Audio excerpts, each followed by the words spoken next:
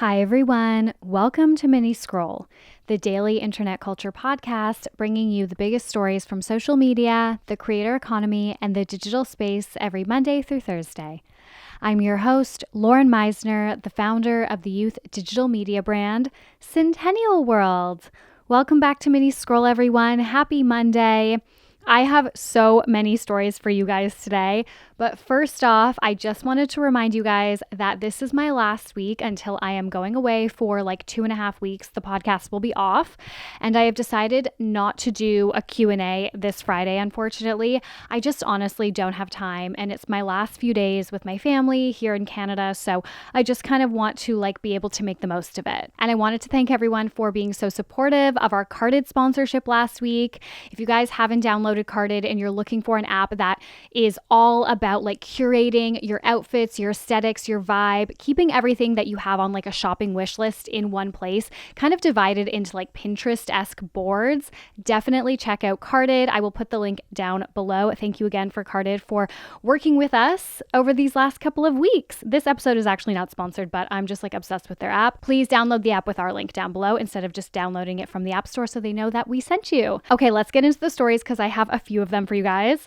So the first one, of course, Chappell Roan has addressed the backlash over calling out her fans' invasive behavior. So Chappell Roan is back after calling out her fans for invading her privacy in public spaces since she skyrocketed to fame. So last week, Chappell posted 2 TikToks about how uncomfortable it makes her when fans approach her in public, ask for photos, or cross certain boundaries with her.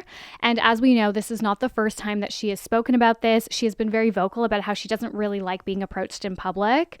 So her videos, they were met with kind of mixed reception from fans. On one hand, people were calling her entitled and saying that she knew what she signed up for in pursuing fame. On the other hand, it brought up really meaningful discussion about that fan-celebrity dynamic and kind of the entitlement that fans feel to have nonstop access to their favorite artist just because they resonate with their music. Overall, though, I would say there did seem to be some confusion about who she was specifically speaking about in those videos. That was obviously because she was quite emotional and it seemed like those videos were really off the cuff, but it was unclear if she was basically saying don't ever come up to me in public to every single fan, or if she was more speaking specifically to super fans who are going way beyond just, saying hi and asking for a photo. So anyways, now Chappell has clarified what she meant in those TikToks. She posted a carousel on Instagram and it was these text slides and followed up by an Instagram story. So I'll read some of it. It is quite long, but I'll read the gist of it. So she said, for the past 10 years, I've been going nonstop to build my project, and it's come to the point that I need to draw lines and set boundaries. I want to be an artist for a very, very long time.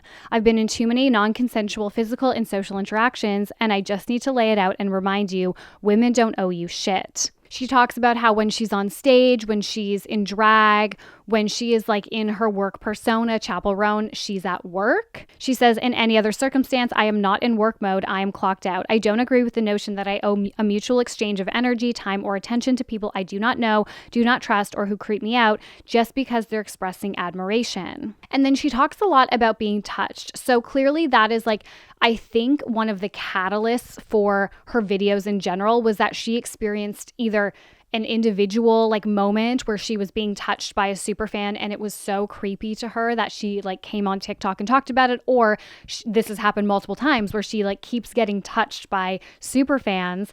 And, she talks about how that's not okay and do not touch her. And she says, do not call her by her given name, Kaylee. And I think that's a pretty good response. I think without having to directly address the backlash and the questions around her TikToks, she was able to convey it's not the people who come up to her when she is at a show, for example, and she's dressed in drag and she is Chappell Roan and she is working and they're really respectful and they go up to her and they say, I love your music. Can I please have a selfie? And that's that. Those aren't the fans that she was talking about in those TikToks.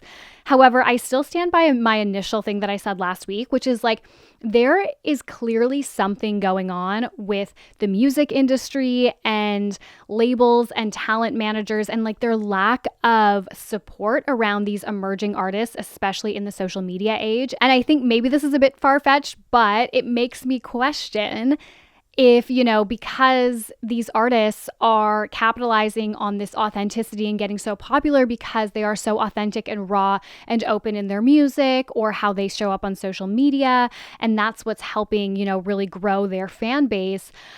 I have to wonder if there is something more sinister going on when it comes to how the labels are like not supporting these artists because they want them to remain authentic, because then they're not changing and therefore they don't seem as like PR trained, they don't seem media trained, and that's going to, resonate more with their audiences. And so therefore we see these instances like what happened with Chappell, where she doesn't have the proper things in place to like clearly to keep her safe and make her feel okay on this journey. How many artists have had overnight, explosions like this? There have been a lot, It's not like this is the first time this has ever happened. It would be overwhelming in general, but I think there's something missing here, like she is missing some type of support that her team is not giving her.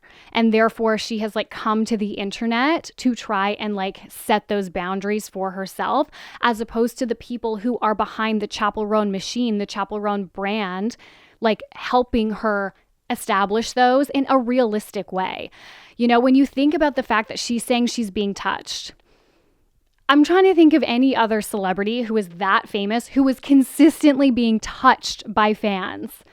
I just don't think that's happening. Like, that's fucked up. And that's like, of course, like the fan behavior is like a whole other side of the story. And we've done a lot of deep dives and like had a lot of conversations on this podcast about like standom and super fans and the entitlement of fandoms. So this is not like what I'm talking about here is not necessarily related to the fans, because we've had lots of those discussions and there's so much going on and so much wrong with fandom culture.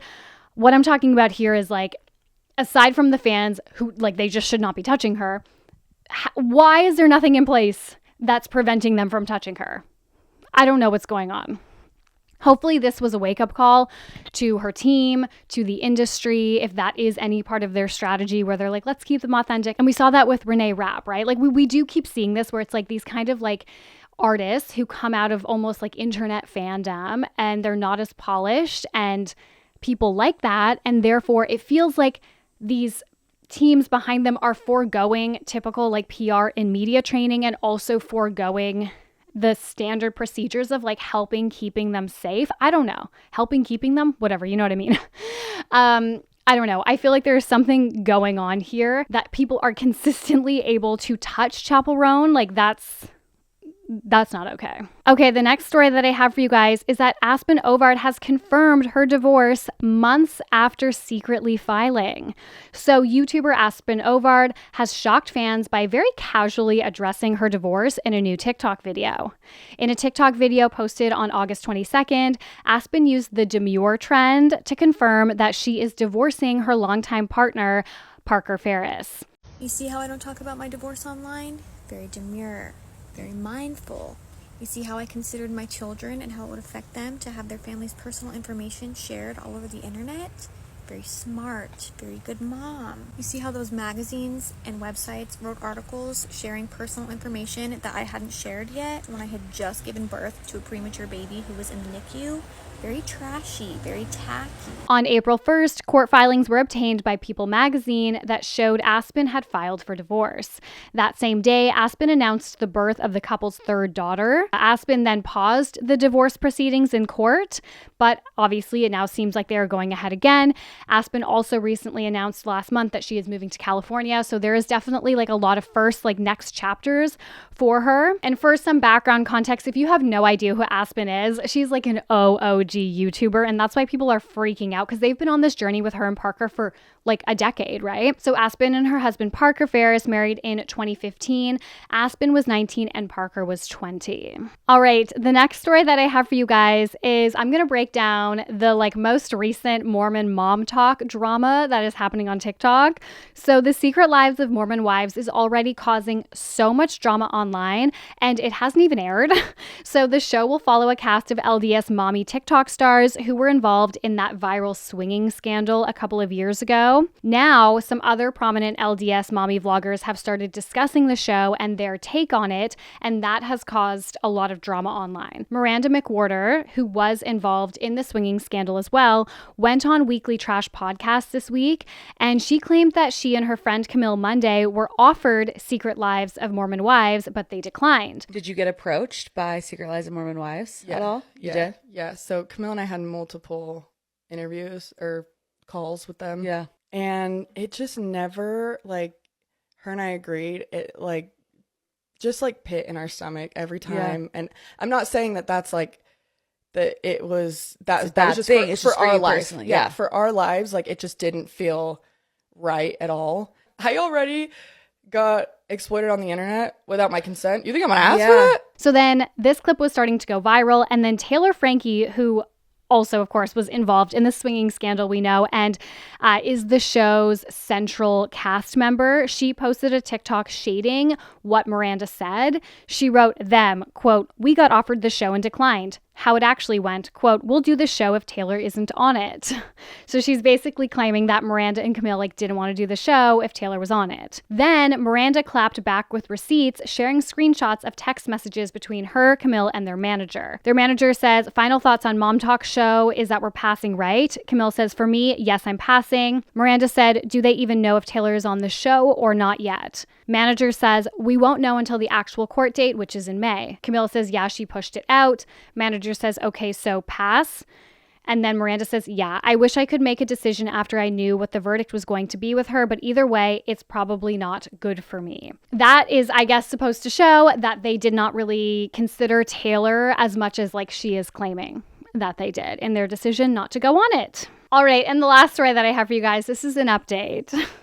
Sophia La Corte is really leaning into her villain era with an unhinged video response and also her own remix of Ken's viral sound. So Sophia La Corte is really riding out her viral TikTok moment and going like full villain. Over the weekend, she made a response to all the hate that she's been receiving over the Hallie Kate Reid drama. And in the video, she just really shows like how she's approaching the situation, I think from like a professional standpoint. So I said last week that I think it's obvious that she's like playing the villain that people want her to be in this scenario. I think for her, she's using this moment to like help launch her acting career. We know she's been an aspiring actress for a long time. So in this video, she basically starts off crying and she's saying like the hate is too much. And then literally, she just like flips on a dime and she's basically like, haha, joking, like psych. I never thought that I would be one of the girls that sets up her camera and cries on the internet. But I genuinely feel like so many people are just coming on here and bullying me for fun. Like, I saw a video today and it's just a video of a girl saying that she wanted to beat me up. And it had so many likes. Like, I'm scared. Like, thank God I'm okay. Okay. If you guys actually think that I would come on here and cry, you have the wrong bitch. I have to like get out of character now because you guys make me do too much. Like, congratulations, you make a video saying that you want to assault me. Like, do you want a medal, you freak? Okay, then she made a remix of Ken's sound that is going viral about her. I never feel the need to speak on drama, but I actually hate that little ginger bitch. I hate her. I hate her. And everyone is like, I can't believe you made the remix. Like, you're not supposed to make the remix of like the sound about you. Like, someone else has to make this. But I mean, honestly, it's popping off. And I think what's so interesting about this strategy is that it literally is working. People are starting to come around to Sophia because people just can't believe how unhinged this is. Like, I don't think it's necessarily making her more likable, But people are kind of like, okay, well, this is like entertaining and kind of funny that she's like leaning in so hard and that she seems so unbothered by all of this. And it's so confusing because literally the whole internet, like everyone on TikTok was dragging her, and for it to not have impacted her, I mean, that feels impossible, right? But she's playing it up as if it has not impacted her at all. And I think it reminds me of Trisha Paytas. Like I always say this about Trisha Paytas, is that like you can't tell, especially in her earlier days, you can't tell what's real and what's a bit for the internet. And that's what makes following her so fascinating. And I think that's what Sophia is doing here. Like watching her content, you're just confused. Is this real? Is this all for clout? Is this a bit? Like, how does she actually feel about this situation? And I think we'll never know. But for now, she is like letting herself be the villain in this love triangle. And like I said, it actually is working for her, in her favor, at least in the public eye. All right, guys. Well, that's it for today. Oh, I mean, of course, Sabrina Carpenter's Short and Sweet came out. I still am like not sure how I feel about it. I love Taste. I think everyone loves Taste. But I don't have a strong opinion one way or another yet. I feel like it kind of surprised me how much it was not a departure from like what I expected it to all be more like Taste and Espresso, like very hyper bubblegum pop. I found a lot of the songs reminded me of like her previous work, which is obviously fine. But anyways, I don't have like strong opinions on it yet. So I don't really want to talk about it right now. But that is it for today. Thank you so much for listening to Mini Scroll. Please rate, review, and subscribe. I love you guys. And I will talk to you tomorrow. Bye.